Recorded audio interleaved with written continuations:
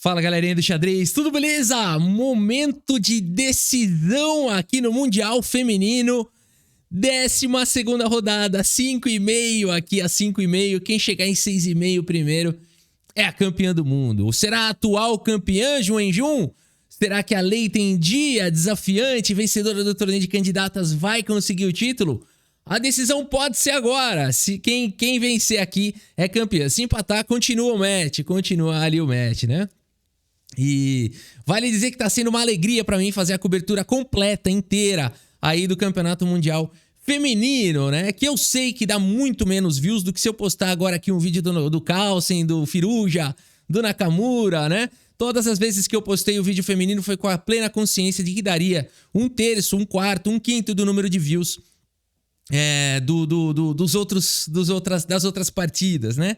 Agora tem uma questão que é a seguinte: será que eu serei sempre um escravo do algoritmo ou eu sou um agente transformador?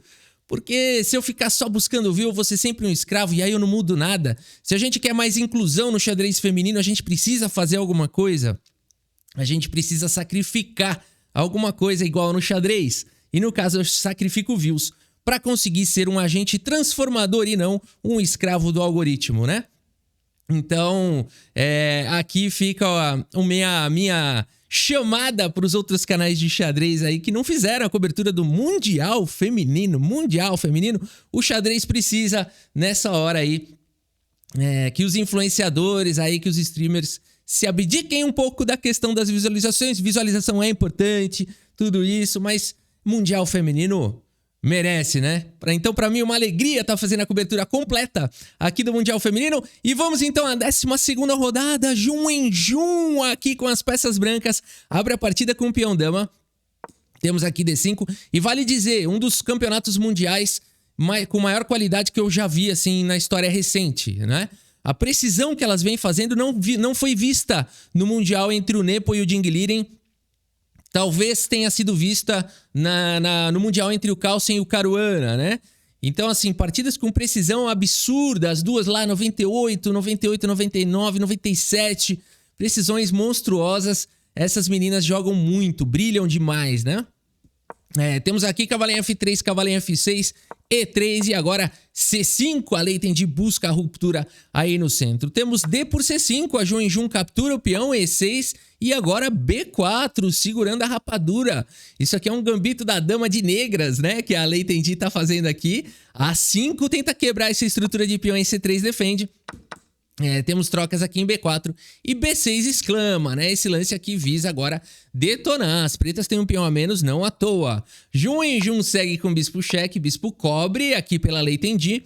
E depois aqui de trocas, A4 jogado pela Ju Wenjun, ativando a sua maioria de 3 contra 1 aqui na ala da dama. Mas a verdade é que agora a Lei Tendy recupera aqui o seu material.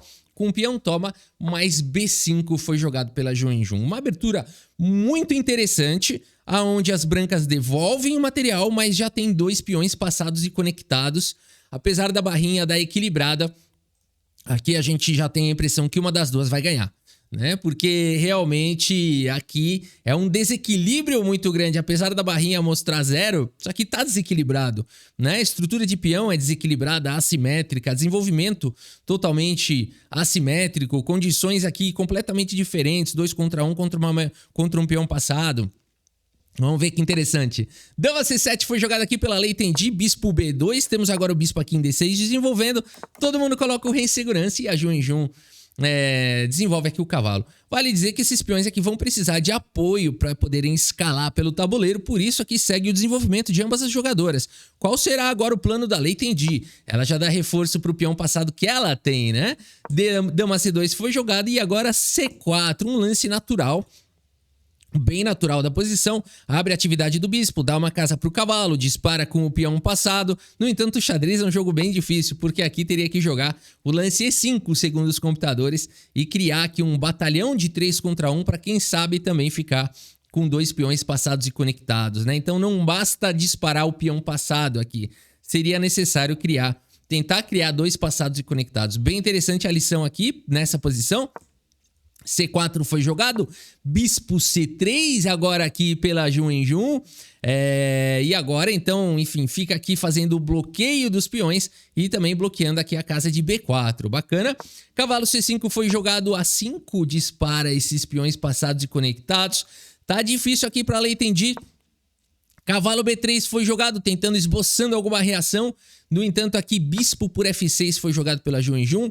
Drama, porque aqui, talvez aqui colocar a torre em segurança, do tipo um lance do tipo torre A2 fosse suficiente nessa posição.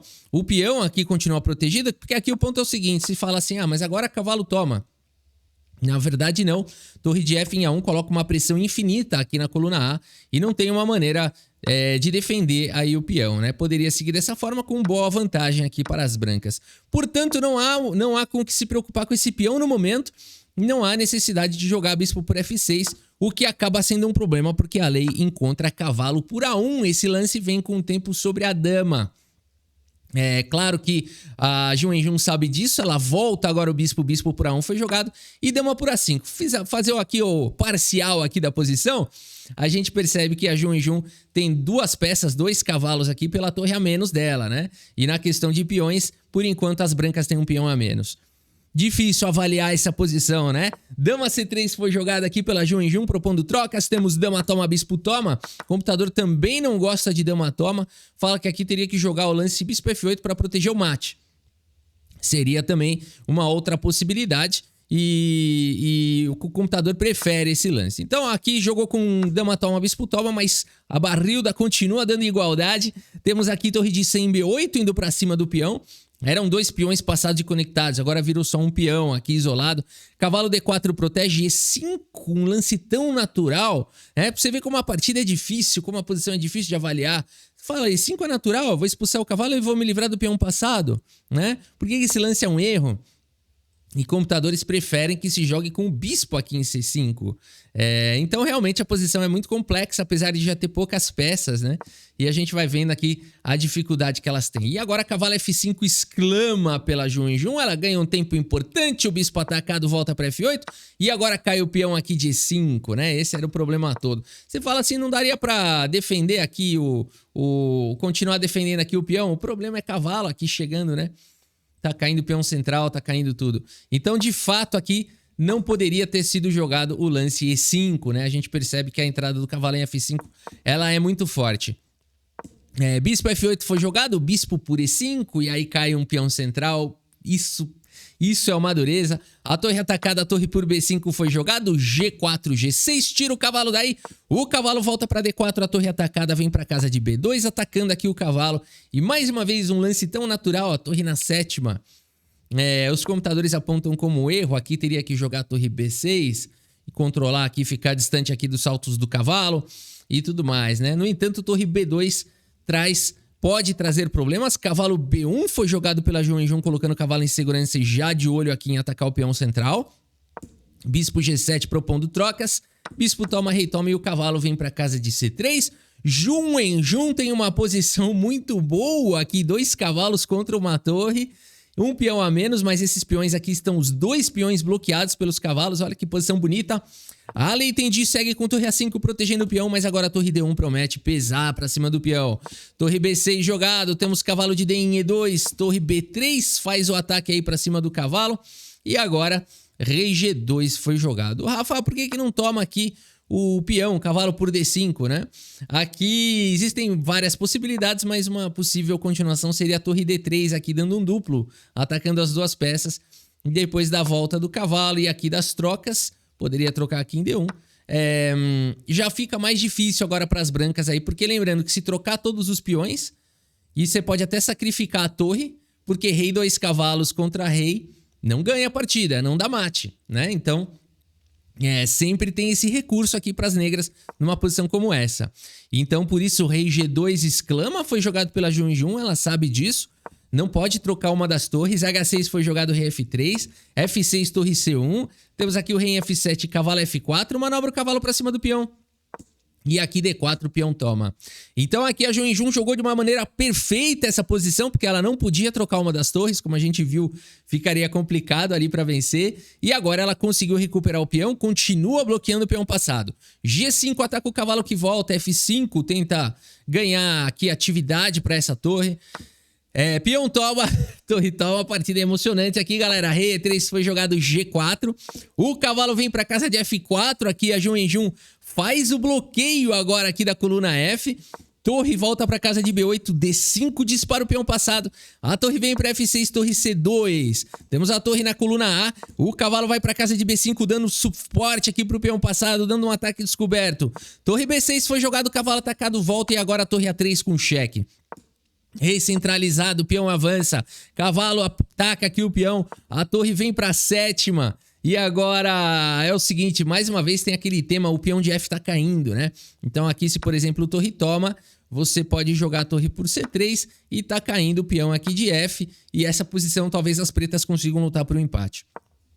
Por isso, Juin-Jun tem que fazer os melhores lances aqui. Segue com o rei D3, encostando no peão, defendendo a torre. Torre B1 foi jogado, cavalo por C3. Pouco a pouco a Juin-Jun vai coletando madeira. Momento importantíssimo aqui no Mundial. Torre H1 foi jogado, F3 defendendo o peão. Peão toma, cavalo toma. Juin-Jun vai mostrando por que ele é atual campeão do mundo, apesar de uma grande campanha da Lei Tendi aqui, hein? Tá muito pareio aqui, tá muito lado a lado. A partida segue com cavalo D4, rei E7 foi jogado, rei C4, torre em F4, torre B2, ganha atividade na coluna aberta. Torre H4, torre B7 com cheque, o rei vai para casa de F6, a torre volta para defender o peão. Torre A8 foi jogado, o rei avança para dar suporte aqui pro peão, sai da cravada, os cavalos livres para poderem jogar. Torre H3, cavalo atacado, vem para casa de B5. Torre E3, D6, dispara o peão passado, o rei vem para casa de E5. Cavalo C6 com cheque, joga o rei para casa de E4, D7, dispara o peão. Torre D3 tenta parar o peão passado, cavalo D6 faz o bloqueio com cheque, ganha um tempo. O rei vem para F4 e depois de torre B8, meus amigos. Que escalada pelo tabuleiro aqui pela Juin-Jun, hein?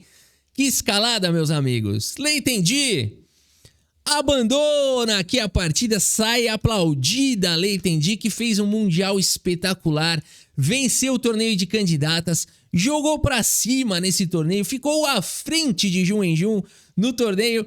Juin-Jun conseguiu na hora certa equilibrar o match e na hora final, aqui no momento decisivo, conseguiu aí a sua vitória. 95,2% de precisão para a Juin-Jun, 86,2% para a Lei Tendi. A gente viu que a Lei Tendi teve dificuldade de ler a posição, fez lances que eram completamente naturais, mas que naquela posição o cálculo mostrava que não eram os lances mais precisos. E por isso, Juin-Jun conseguiu aí a vitória.